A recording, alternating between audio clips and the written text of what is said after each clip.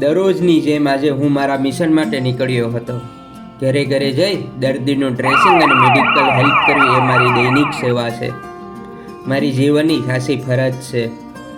ત્યારે મને એક બહેન મળ્યા જે બોલી તો નહોતા શકતા, પણ તેમનું મૌન જ તેમની ભાષા હતી એવું મને લાગ્યું. તેમને કાપતા હાથે તેમના પગ તરફ ઇશારો કર્યો. જ્યાં મોટો ઘા હતો, લોહી નીકળવાની તૈયારીમાં હતું અને સોજો પણ બહુ મોટો હતો અને દુખાવો એટલો કે આંસુમાં આંસુ વરસી રહ્યા હતા. તે ક્ષણે મારું હૃદય હચમચી ગયું. બોલી ન શકતી આ બહેનની આંખોમાં એક જ વિનંતી હતી, મારો પગ સાજો કરી આપશો, મારા પગમાં ડ્રેસિંગ કરી આપશો.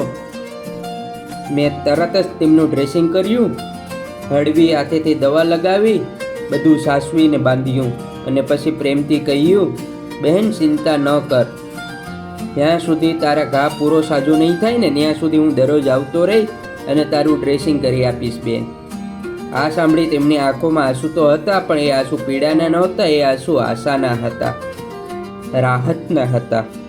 તે પળે મને સમજાયું કે સાચી ખુશી કોઈના જીવનમાં પ્રકાશ લાવવામાં છે. સાચી ખુશી એ છે કે કોઈની પીડા હળવી થાય અને ચહેરા પર સ્મિત આવે.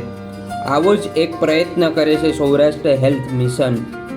ઘરે ઘરે જઈ મફત સારવાર આપે છે અને જે દર્દી હોસ્પિટલે જઈ નથી શકતા તેમના ઘરે જઈને મદદ કરે છે અને પીડામાં ડૂબેલા લોકોને આશાનું કિરણ બને છે. જો મિત્ર તમારી આજુબાજુમાં કેન્સરગ્રસ્ત કે પેરાલિસિસવાળા પેશન્ટ હોય, ખોરાકની નળી હોય, પેશાબની નળી હોય, બદલાવવામાં તકલીફ પડતી હોય કે મેડિકલ ભાષામાં કંઈ ન સમજાતું હોય અથવા નાકમાં કે ગળામાં સક્શન કરવાનું હોય એને ન આવડતું હોય, તો તમે આવા લોકોનો અવશ્ય અમારે કોન્ટેક કરાવજો. અમે ઘરે આવી ફ્રીમાં એને સમજાવશું ને બને એટલી હેલ્પ કરવાની કોશિશ કરશું.